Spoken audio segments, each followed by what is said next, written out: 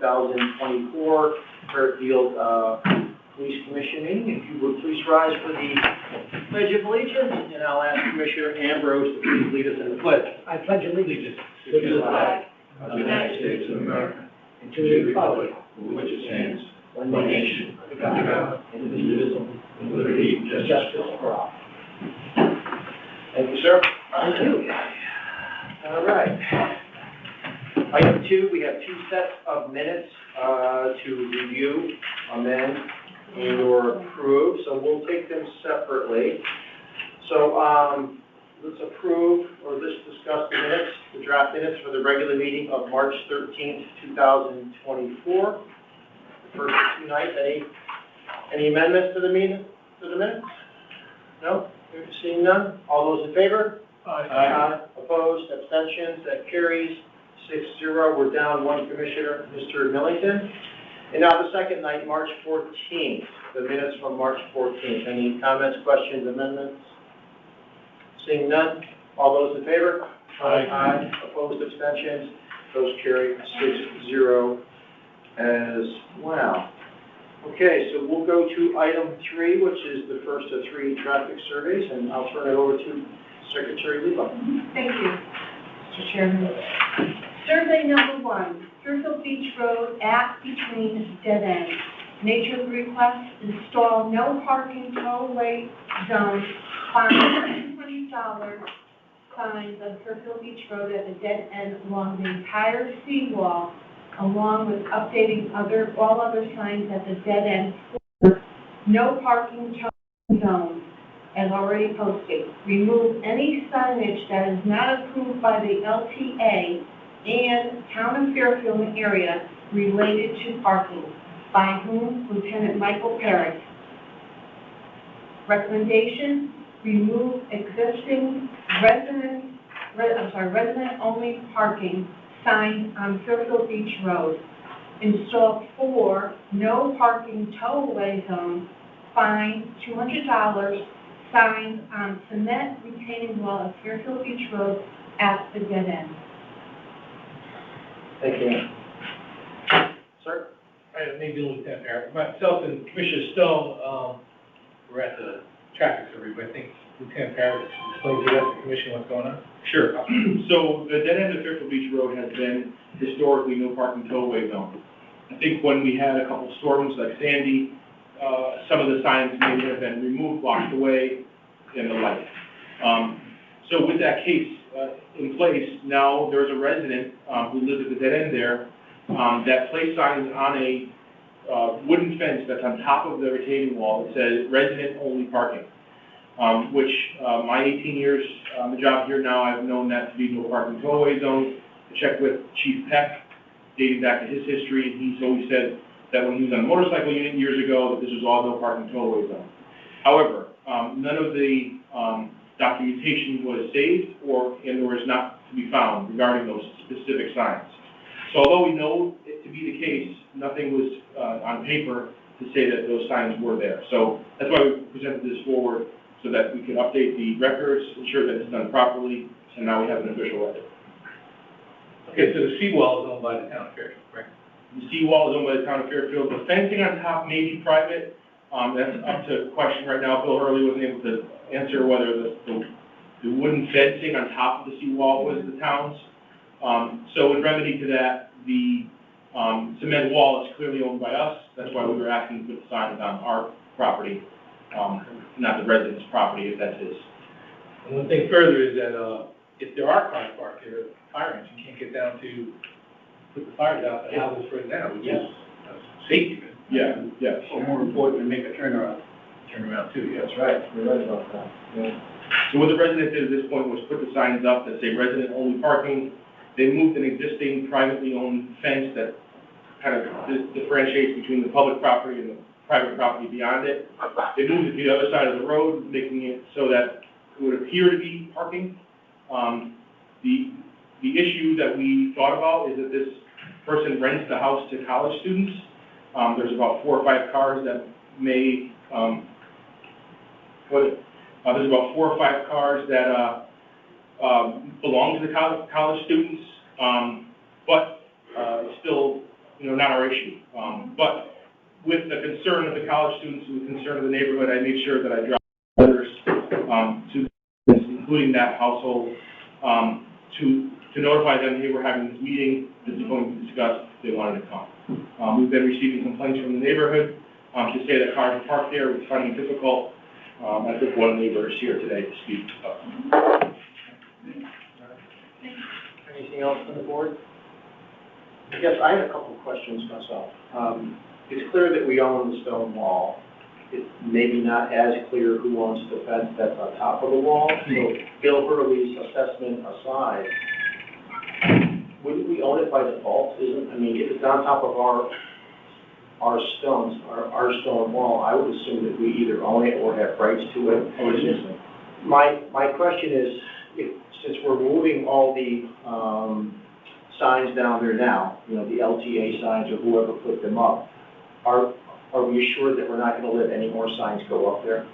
Yeah, I think if they do contradict what our signage says, it would be a violation. Because we wouldn't want, it would be like anybody putting up a sign over our, official LTA sign. Right. So it's our position that once this is done and our signs are on the stone, that any sign that somebody puts either on the stone or on the fence above it, we're just going to take it down. Agreed. Is that our position? That's right. All right, thank you. That was my question. Motion to approve. Right, yes, can we just hold that for 1 second? Sir, are you here to speak to this item? It sounds like you guys are going the right direction, so I don't think you need to hear what I have. That's okay, I just wanted to give you the platform. We just started this item and you All right, wanted to speak to it. just a couple of things. You want to come up and identify Sure. yourself My and your name's address? Alphonse Camerata, Address, yeah, we just want to give you the opportunity. 2268 Fairfield Beach Road. I know the history of what happened there up to about 2015-16. There was a fence on one side. The guy who owns the blue fence now moved the fence over so he can make an L, and he has signs in the back of his trucks. If he wants someone to park there, he puts that sign up. If he wants no one to park there, he takes it down, puts a no parking sign. The one that was there, he took off. And there's a sign a couple spots up, 4 spots up, it says no parking towaway zone. And, it's creating a problem for the people in the private area where I live, past the turnaround. Right. And it's just an issue for all of us. Some of the people that that live down there have lived down there for 50, 60 years. And, it's just like this guy came down, he took over, and, he's providing spots for the college kids to put their cars so he can rent it at a higher price. These kids are all from, it doesn't matter where they're from, but they're all from New York and New Jersey. None of them are from Connecticut. They don't pay taxes in the town. I don't think they should park there. The turnarounds for the school buses, fire engines, emergency vehicles, those signs have been up there since the beginning of time. And I'd like to be no parking now as it was before. Thank you. Appreciate your time. Thank you. Okay, Mr. Stone, sorry about that. Motion to approve. Second by Mr. Stone. No. Second by Mrs. Pine. Thank you. Thank you, sir. All those in favor? Aye. Opposed? Okay. That motion carries. Thank you. Thank you for coming, sir. Thank you. Appreciate it. All right, survey number 2. Survey number 2, location. Thank you. Judd Street at between Burroughs Road. Nature of the request, vehicles routinely park on Judd Street in from 223 and 225 Judd Street, located at the intersection with Burroughs Road on the opposite side, forcing eastbound Judd Street traffic into the westbound travel lane at the same time. Vehicles are turning from Burroughs Road onto Judd Street. I believe this condition poses a significant safety issue. Request for no parking signs on Judd Street in front of 223 and 225 by William Sergeant Michael Kahn. Recommendation denied. Area already is within the no parking zone at the intersection. So myself, Mr. Stone there, and Lieutenant Parrott, right from me there. Anyway, it's an intersection, so, but we recommend you talk to the owner anyway. Did you do that? Sergeant Com did speak to the owner, they're gonna start moving the cars. Yeah, I noticed, I've been up there a few times, and the cars are good, so, Yeah. win-win. Anything else over here? Okay. No. Someone like to make a motion to approve? Motion to approve. Second. All those in favor? Aye. Opposed, abstentions, that motion carries. Number 3. Survey number 3, location, Nash Highway at between Kansas Hill Cutoff and Blackhawk Turnpike. Nature of the request, neighbors parked vehicles were struck by a car speeding down Nash Highway. This has been a regular occurrence since moving here almost 4 years ago. I believe fog lines and rumble strips that are currently being added to Reading Road would benefit this portion of Nash Highway.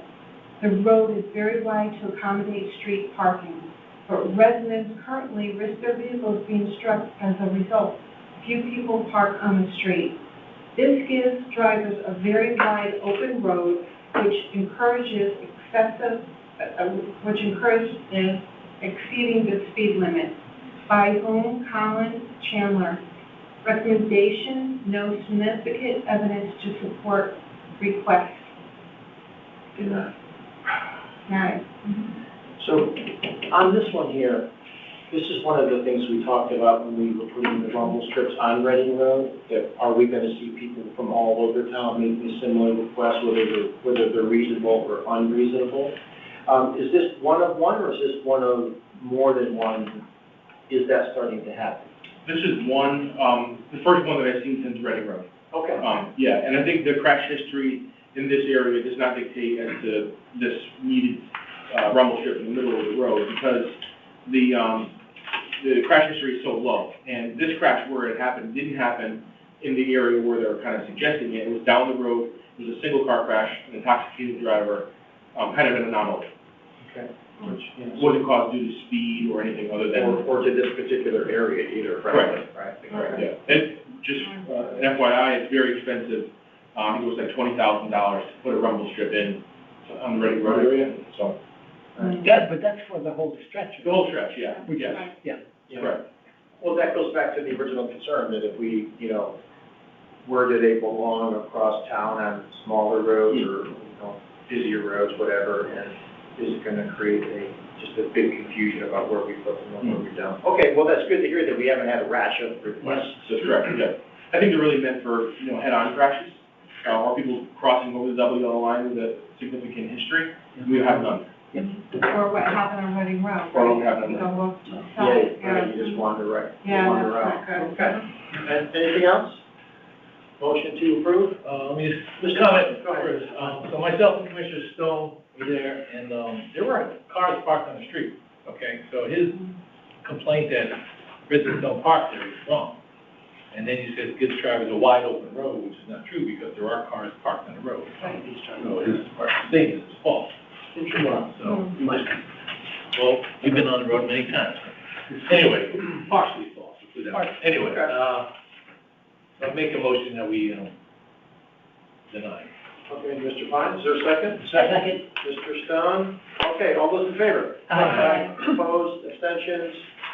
Okay. Thank you, so all 3 of those are complete. Can we just go back to survey number 2? Yeah. The motion that was said was motion to approve, but the recommendation was denied for number 2. Motion to approve the Approve the recommendation denial. to deny. Yeah, that's how I read I it. just wanted to make sure that they're. The same for number 3, right? Yeah, sure. We're approving the recommendation, which was to deny the request. Right? Yes. All right. Keep me honest. Okay. That's gonna be it. All right, number 4, the monthly report. You guys have a quick presentation, any comments, anything you want to direct us to, or? It's a completely new format, Yeah, I see that. just more details. The first page you'll see is year-to-date, so obviously it's a little scarce, but the goal, you'll see in the end of the year, it'll stretch across for the 12 months. That's just showing us the monthly. The calls for service on the next page is the same that we had in the previous report. It's just a longer version, so we don't have that scroll bar we kept talking about trying to eliminate. gave you more of a breakdown on the offense statistics, getting granular with what each one was, family violence, the different arrest statistics, just giving you more data to the questions, we always have when we look at the information anyway. Right. Then we did more with traffic and special services because that is, unfortunately an influx, and they're doing such an amazing job and showing what they're actually doing and where their target areas are, and their statistics month by month. One, to see the increase, and two, to see how they are not just targeting one area or two areas, they are spreading as far out as they can throughout the whole town. Mhm. Yeah, that's a great slide. Yeah. That's really nice work. Vehicle crashes, of course, speak for themselves. The parking report has now 2 pages. One has the same graph that was always done, and then just a little year-to-date explanation on the page before it. Because it's always nice to see what we've collected in that. I think people forget that's a pretty big revenue stream. And hopefully one day, on the record, we'll take that over completely, but it's a pretty good revenue stream, and I think people forget all the work that goes into the parking aspect of it. Yeah, it's been amazing. School safety is something that is on the rise, as it should be, so giving a little statistics on that and what they actually do in the schools, other than just make sure the kids aren't cutting class and escaping and nobody's getting in, they're doing a lot more, and they're involved in the education. Animal control, same slide. The department training, again, the same, and then we have the news on the back. Questions, comments from Mr. Chairman. the commission? Yes, sir. So, when I retired and took a job at high school, and actually, I taught a part of class on forensic biology. And I was wondering, maybe one of the SROs can, do something like that within forensic biology. I gave a class, when I was working there. So that might be something to integrate into the school too, I mean, a lot of people, there was something where, the police, they're gonna arrest me, and, they kind of put a bad slam on the police, and if you, I basically told them that, look, if you get caught, and now it's legal, but before marijuana was legal, if you're over 21, I said, the police, if they find you with a joint, they're not gonna arrest you, they're probably gonna maybe call your parents or something, but they have a real bad attitude, or they're getting told the police are bad people, and I think, something maybe, if they give a class or something, might be helpful. Yeah, I mean, I know that they participate in a lot of those types of classes. I don't think that they can actually teach a class as part of the curriculum without the right credentials. It is public school. I mean, Unless it was like a guest, something like a teacher class. It's actually, every year, especially the forensic teachers, but a couple of the other teachers and the psychologist, the drug counselor, they always, at the beginning of the year, grab the SRO and say, I need you on these dates to come in and assist. So we do have that kind of connection, and the way I ran the school unit. Definitely tried to change that culture of, the police are here to get me in trouble, and change it more to the police are part of our community, they are a resource. So I think we've been pretty good with that. It's always an uphill battle with, what we see in the media and the way we're portrayed on social media, but I think specifically in Fairfield, we've really been able to establish an appreciation for what we do. I know that Officer Wells was there a few times demonstrating his dog, and when Frank had his dog, he was there, so really good. April 22nd, we're going to Notre Dame High School to do a presentation for the forensic class for canines and accident investigation. Oh, there we go. Perfect. Very nice. There you go. That's great. That's great. Thank you. Excellent. Excellent work. I'm sorry, go I just ahead. wanted to show, I noticed on social media that these stats are on social media, and there's a lot of comments on the public saying, great job, all those tickets, people going through stop signs. I mean, that whoever idea that was to put on social media was a great idea. That was you guys and Mike's fault. Dick Hefner's already, Yeah. Because that was amazing. I mean, I saw the comments from the public, and they were like, gung ho, go police, we love you, So, And they've always been on our website, but unless it's on social media, it's not real. Right, I think it was on maybe your. It's always been on our website. So you're reaching out, which is reaching more people. Yeah. And they're commenting, which is great. Well, we're not hiding the fact that we're ticketing you. If you want to complain about it, we heard the people that complained about the speeding, and this is the consequence for your speeding complaints, and we take them seriously. Super. Okay. Mr. Stone?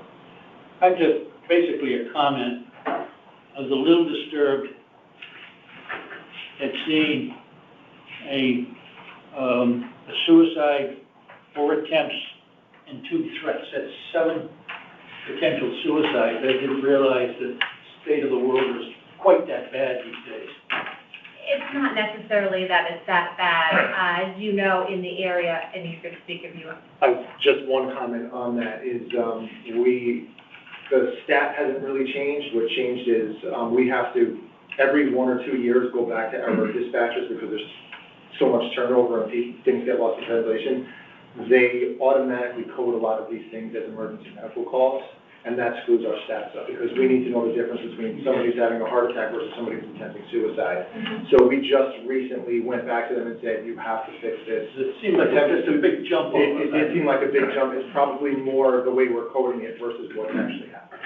Sorry. That's exactly, no, I was gonna say how it gets closed out, but that's exactly what it is. They're recategorizing, I guess, so that we know, hey, you might have had a mysterious person, a suspicious person, but it was just somebody that was at the wrong address. Everybody thinks there's an influx in, the solar panel guys not identifying themselves and knocking on your doors, but it was actually somebody's elderly parents who got out and didn't know where they were. So they're reclassifying them, I guess you could call it, so that it's just more accurate with what the actual call type was, Okay. not initial call type. Just one other comment. I was very gratified to see that speeding tickets took second place to stop sign violations. There's no limit on those stop sign violations. They'll get you, don't even roll, they're gonna get you. Yeah, absolutely. Kudos to the traffic police. They're killing it, they really are, and they love it, which is nice. Yes, they do. Great. How are we doing with, under the influence of between pot and drinking? Is there a determination on that? Because I know, I work in Bridgeport, and sometimes I can walk down the street and I can smell it. Are people getting in their vehicles and, really stoned and driving, or we don't know? I can answer that, Chief, if you want. Mm-hmm. So we have, our officers are what they call A-Ride certified, which is kind of an orientation to drunken driving Yeah. with marijuana on board. So Officer Rinaldi in particular has been showing extreme interest in becoming a drug recognition expert. So what we've been doing, he's been finding these operators who he believes to be operating under the influence of marijuana. And we'll call in a neighboring town with a drug recognition expert who comes in and has an evaluation to do to say if these people, in their opinion, professional opinion, are under the influence of marijuana. So we have had, I think, 3 or 4 of them over the past few months where that case has been investigated, and we believe that's what they were under the influence of. So we do have different tests we could do to determine if we believe it's alcohol or marijuana. So, officer, there's time from the time you stop the individual to have someone come in and actually test them? Yeah, so the drug recognition expert has a specific period of time. We have a 2-hour window to do breath tests. But the drug recognition expert is only in addition to that. So their testing is just more probable cause for us to believe that these people are under the influence. Right. So they'll do this test, which is like an hour long, and includes blood pressure, eye movement, different, what they call modified Romberg test, which is finger test, different things to do to show that they believe they're under the influence of marijuana compared to alcohol. So the field sobriety tests are significantly different, right? Field sobriety test is the same. It's enough to get the influence to say we have probable cause to believe that you're under the influence. And once we bring them inside here, we ask them to give us a breath test. If that test determines to be 0, or there's no alcohol on board, we still believe they're under the influence. That's when we have the drug recognition expert come in. That's when you take that. Do their test Okay. to further emphasize the fact that they're under the influence. Yeah. Oh, yeah, because I work in our neighboring city as well. And, the driving and smoking at the same time. Yeah, oh, yeah. Just going down the street, I mean, if there's. Yeah. Clearly. I think that's a misconception in the state now, is that you could be driving, although marijuana is legal, they think you could drive with it, and it's not, clearly. So, Yeah. Starting to see some advertising on television about connecting the two, you know, influences together, and it's just gonna take, I think, a while to figure out the best way to identify it and test it, and the best way to get people to understand that, you know, being really stoned is probably just as bad as being. 100%, yeah. No doubt about it, you know, there's some comparison there. For sure. The other question I have is, it's almost, you know, May here, and this is when things start happening around town, you know, the knocking on the doors with the salespeople and the scams for the elderly and the break-ins. I know in previous years, you guys have done a great job of doing information posts for the public and finding other ways to alert people, hey, it is that time of year. You know, if you leave the front door open and you're out back in the garden for an hour and a half, it's much more dangerous to do it now when it's nice and warm out than maybe it was in January or whatever it was. So are there any different plans this year to kind of keep the public at the ready? I'll make sure that we're still on track with that. Most likely it's already in the hopper, but I'll make sure. Probably is, yeah. You guys have done a great job in years past, you know, making sure that everyone, I have to remind myself, because I'm subject to leaving my front door open while I'm doing something in the basement, and sure, it's just not a great. I think welcome to the age.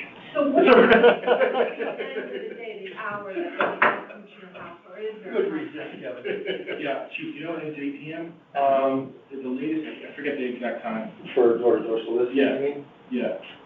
I'll look it up for you, I'm not sure exactly. My last commission meeting, I was here, and, my dad, it was about, well, when we did the interviewing, it was about 7:45, and two guys came to the door, and they were selling him Frontier. And why my dad opened the door, I don't know. He still thinks he's 21. Peter knows that, and he's not. But I heard the whole thing on the camera. And he kept saying, well, that's my daughter. She have to come back. Well, when's your daughter home? What hours is she home? He didn't answer, which was good. But I thought, you know, is that something that you should call in, or what do you do? What's the cutoff? We get a lot of calls for it, regardless of time of day. Most of it is people are wondering if it's legit or not. And there, as you know, there is a process that they have to follow with registering with us, and there's, they have to have a sales tax ID number, and there are qualifications that they have to meet in order to be able to do this legitimately. But, what would you say, like, maybe like 9 out of 10 calls that we get are not legitimate? Yeah. So it is good that we do those social media campaigns every year, so we'll make sure we do that. Yeah, they're supposed to have the badge visible and all that Right, stuff. exactly. Yeah, that's hard to place, right? Yeah, I mean, there's just so much of it, right? but to your point, we rely on people calling in and reporting. And usually we get that first phone call when we find a van parked in the area, they let 5 people out and they were to do it, yeah. So it's, 10 AM to 5 PM is the, permit. Oh, for really? transit. Okay. And it wasn't until the next day, I'm looking through my cameras, and I noticed it, and I asked my dad about it, I go, why you open the door? You know? Oh, don't worry about it, he handled it. I said, there's 2 guys there, you couldn't handle it. It's just a violation of the town ordinance to go beyond that time, and, our officers do get calls, and they do issue the town ordinance violation infraction. It's a $100 fine for doing it beyond the hours, or not having a permit. Plus, you said there wasn't a vehicle, I'm living on cul-de-sac, there wasn't a vehicle, so maybe there was a bunch just walking around. Maybe it was real, I don't know, but, you know. Thanks. Anything else on the monthly report, Mr. Edwards? I've got one cute little thing, if I may.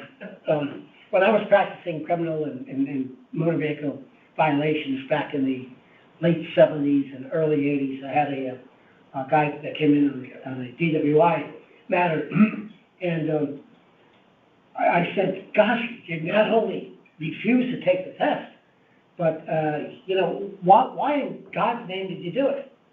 And the guy said, well, I got out of my car. He said, I'm going to have you do the California test.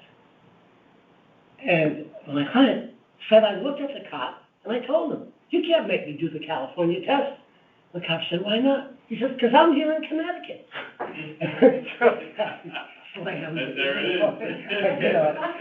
And there it They've is. happened. Yep, They've happened with that, you know? There it is, that's great. Yeah. Mr. Caprelli? Yeah, the shoplifting is a big deal around a lot of cities.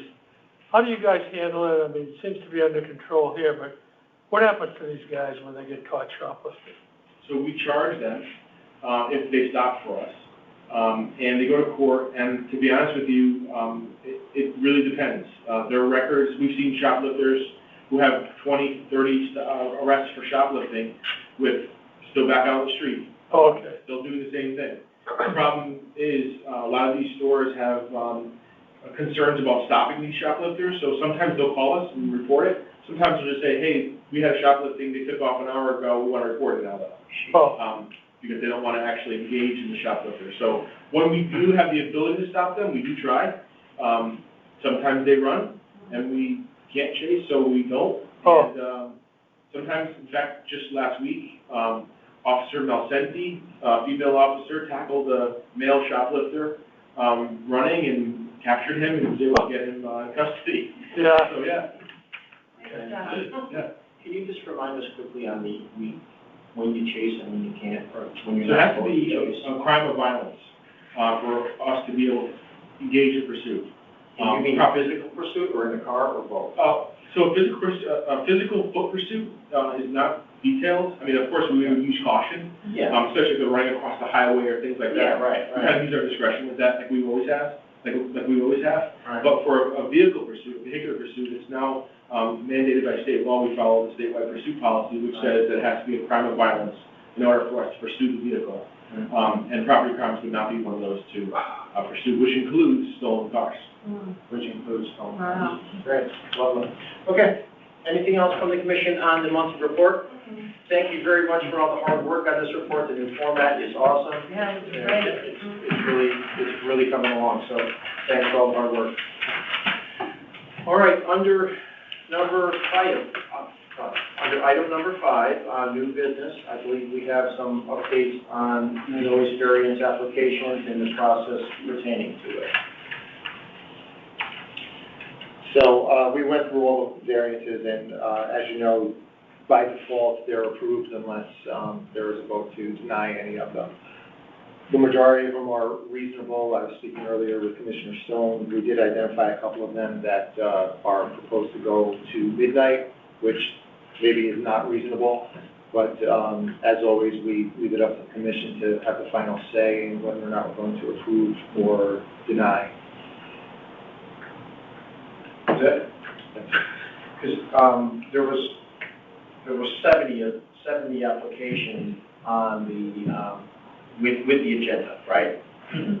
So in those 70, they all appear to be pretty normal, approvable, and... Other than the fact that, Parks and Recreation decided to submit this giant chunk of them all in advance, but we're working with them on procedure, and, what did we say? It's supposed to, if we're following the ordinance, it's supposed to be what, like a, 90 90 days. day? Yeah, so you can't submit them prior to 90 days, and that's for everybody. It's not town employee specific, it's nothing. It goes on our website for a reason, because it goes to not just myself, but multiple people get this form electronically. You go onto our website, file noise variance, and you have to put in, the applicant has to put in their information. So if you're getting married at Burr, you're getting married at Jackie Durrell, you fill out a noise variance, you put your event details in, and we have them for day and for night. We're going to, over the next couple of months, at each commission meeting, you will have to approve quite a few, to clear them. We received 246. Wow. Some of them were submitted properly on the website, and then the remaining ones going into 2025, about 60 of them were submitted improperly without using the website process. So they were just sent over in a PDF. So those ones will not be accepted. They'll have to be resubmitted through the website. And that's 90 days before the event. Correct. takes place. So just 3 months, for example, because we do our scheduling in 3-month shifts. Sure. So if you're getting married in November, I don't know what officers would be on for that. I don't know what supervisors to notify. And then if that event changes, which we did have one change already for late 2024, we're then having to go back and kind of, you know, rearrange those pieces, and that's not something anybody should really be doing. The other suggestion would possibly be that the renter themselves, or we'll call them the client, fills the noise variance out themselves. So that's also another option we've been discussing and will push for. But as of right now, per the website and the multiple people that were involved in the process, as long as it's copacetic with everyone here, we will stick to the 90 days, which will be 3 months every couple of meetings. You guys will have a 3-month increment to approve. Like I said, you have these all to approve upcoming, but once these are clear and the process is streamlined on the website, it'll be easier. So just to be clear on the 90 days, meaning they can't do it on day 100, they have to wait to be within 90 days of the event to provide the application, or is it the opposite of that? It can't be any earlier than 90 days before. Okay. Like November, we wouldn't even have the ones for July if they were submitted and not kicked back. We wouldn't have ones for November, I wouldn't have ones for January So 2025. 85 days is good, 95 days not good. Correct. Got it, okay. Mr. Stone? Yeah, I think, I was talking with the DC earlier, there's two requests on there that go till midnight. I think the people down at the beach put up with an awful lot, and pushing the envelope to midnight, I think, is asking them to go above and beyond. So I would recommend that, we'll move that number 22 and number 61 be denied, based on the 12 o'clock time. Tell them to resubmit, and 11 o'clock can be approved, and we have to stop at 11. I agree. What is the reg on that? Is there a time reg, a hard stop? Or is it just up to our discretion, depending on whatever?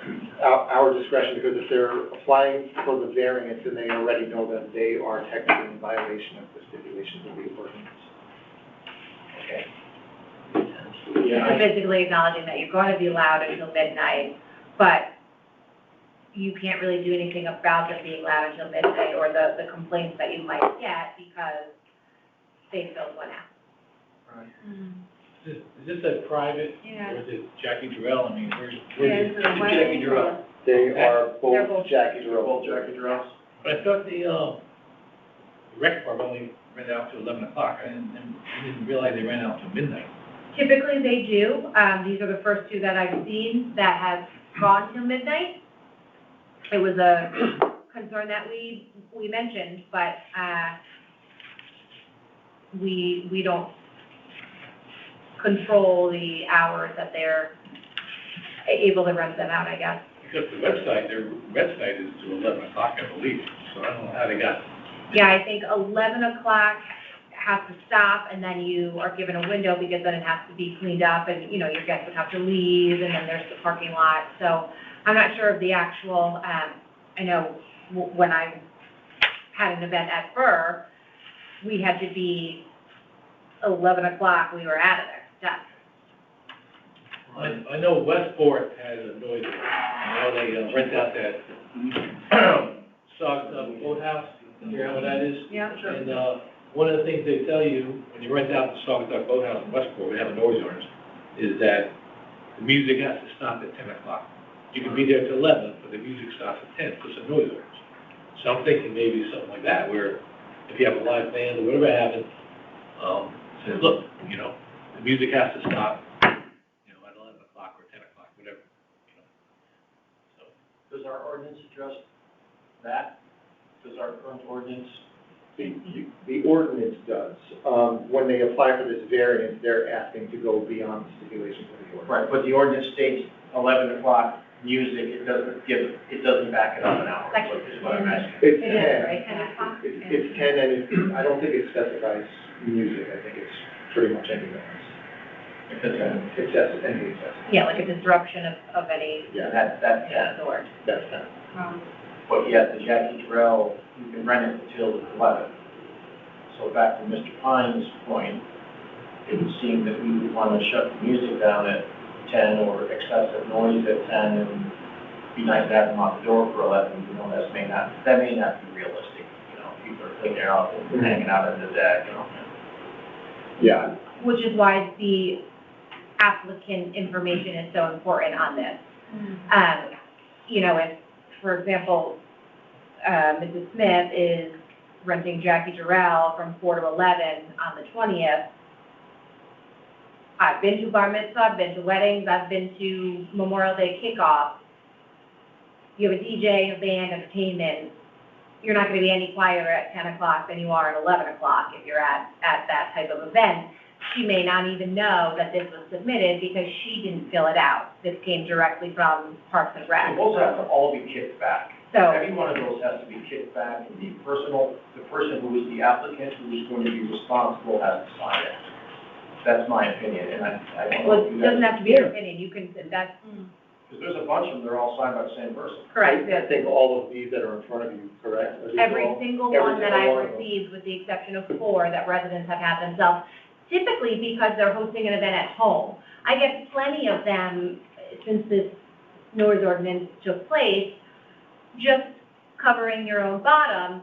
I'm having my daughter's graduation party, or I'm having people over, or if there was a other event at their house, and residents themselves will submit them on the website, and it goes to myself, Sergeant Stahl, the chief, and the rest of the chain of command. Those ones are fine, because it's The residents. The residents there's an themselves. electronic signature. I've never and received- we're good to go. correct, yeah, I've never received any from any of these names in here, from the residents themselves. A lot of them were submitted on the website, a lot of them were not, but a lot of them were submitted correctly on the website, but not from the resident. They all came from one person on the, and not even the resident, that's the problem, on the Right. applicant's behalf. Right, so, yeah, so there's a breakdown in the process between Parks and Rec and what they're doing and how they're doing it versus how the ordinance reads versus what we're approving. So do we kick them all back? I mean, I don't want to be a jerk about it. No, and I understand what you're saying, and we were just having that same discussion, is that we have to sort this out with Parks and Recreation, that they can't be submitting these variances Yeah. on behalf of the person who's asking for Yeah. the variance. But the ordinance does say that by default, these are approved unless they are specifically denied. So we can, deny them all. Because there's no signatures. Right. I mean, I don't want to be non-productive about it, but what is the best way to get the message back to Anthony and his team that these are all basically wrong? Well, let's look at the date before we deny. I just, Right. only because it's not, unfortunately, it's not the applicant's fault, and that's, you know, but we are on the 10th, and luckily in our pile, the noise or the first one is in 10 days, so it would give Ms. Greenblatt 10 days to fill out a noise variance application for our website. If that's something if you wanted to kick them back, I would say do it no later than today. And then we would address the next 22 months worth that I have. All right, Mr. Ambrose? Yeah, procedurally, can we not direct the Parks and Recreation not to accept any applications unless they're signed by the person requesting that the waiver be had? The applicant's not even getting the application. But they should though. Correct, I agree. So, I mean, the There's process never- has to be changed. Agreed. Yeah, We've been trying, yeah. there's a breakdown. I've been, We could it's been approve a these couple back, of months back I've been and trying to get this Let them know get that, off other to than them. the two that are Mainly because it will on take the it off edge, their but plate there's as gonna well. be no more. The one person Yeah. that submitted 300 of them won't be required to submit 300 of them, and then we won't then be required to triage and set up. And let them 300. acknowledge that they're taking the responsibility Correct. for doing it. Right, because at 12 o'clock, when we get a call down at Jackie Terrell because it's a little too loud, and you go to Joan Smith and say, "Oh, well, ma'am, you filled out we're here because of a noise variance," You authorize me. she's gonna go, "What? I didn't do anything." And you're sure, you're not gonna call Parks and Rec, because, again, it's just a protocol, we don't know why the noise variance is here, and ultimately, sticky. Yeah. It's a very odd Yeah. situation, the noise ordinance and the variance. Go ahead. So I got, yeah. So when they have a liquor, they serve a liquor, they need a liquor permit, right? Mhm. So somebody has to be a permittee, it's not the Parks and Rec. So why can't we incorporate into the form, say, you know, you have a liquor permit, this is the permittee, they should be the same person or somebody that's not the Parks and Rec, you know? So I think the catering is separate, and I only, because when I rented, Burr, everything was separate, from the tent, the dance floor, the cake, the caterer, bar car, DJ, everything is separate. You're literally just renting the four walls and the roof.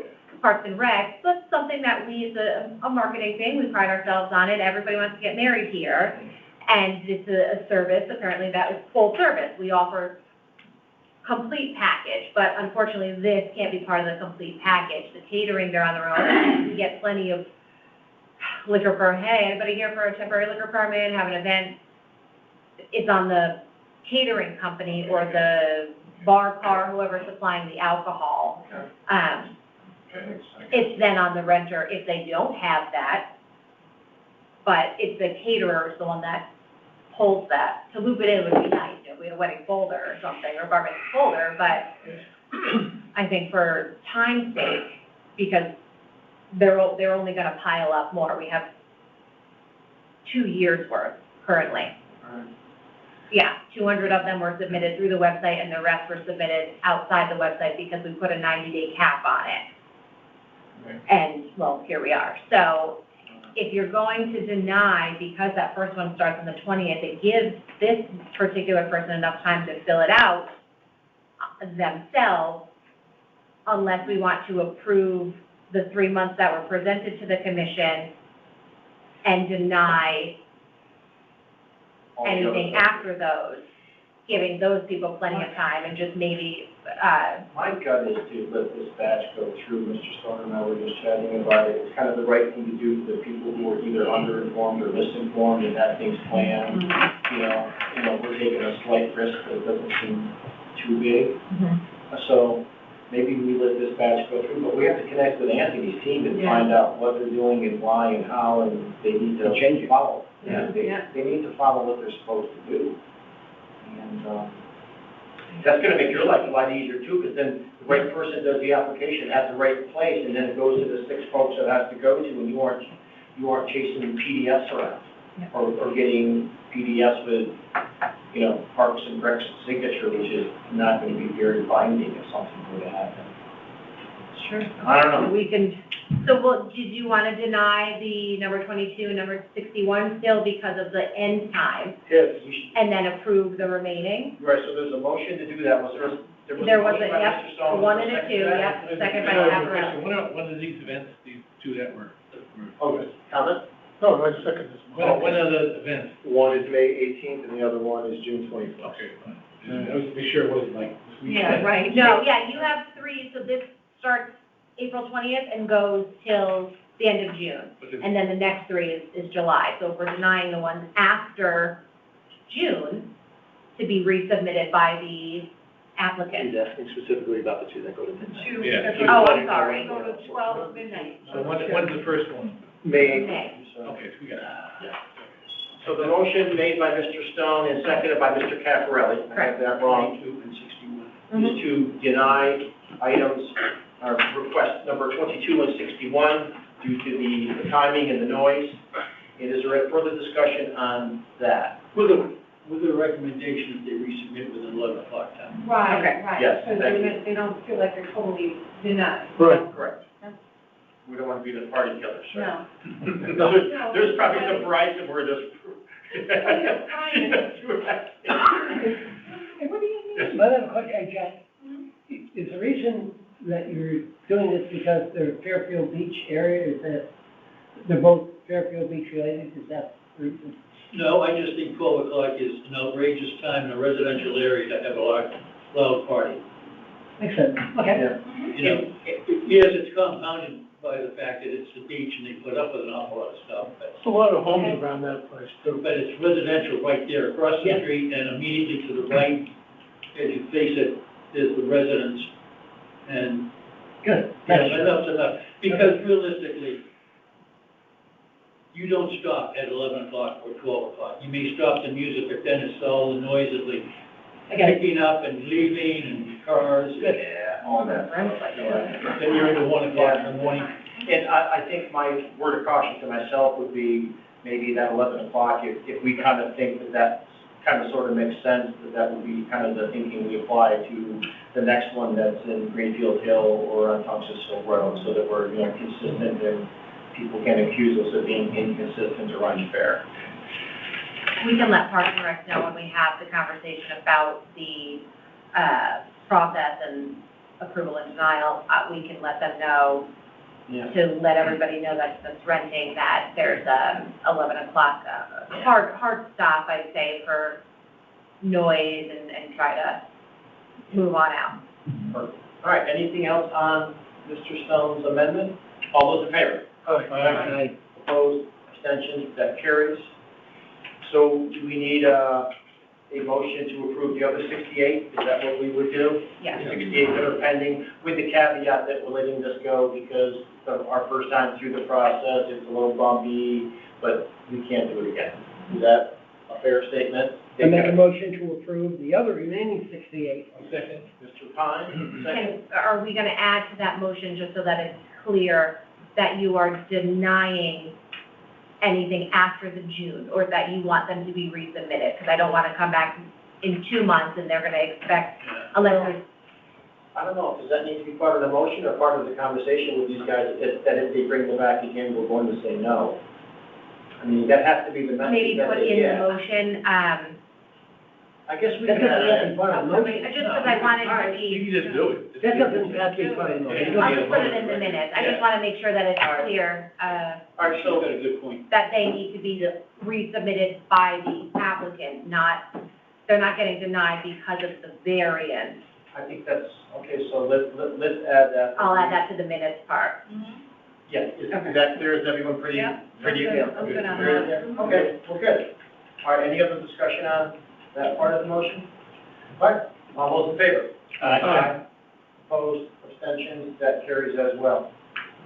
All right, so I think that gets us to our first big batch of noise variance applications. And thank you for your help on that. I know, there's a bunch of information going back and forth.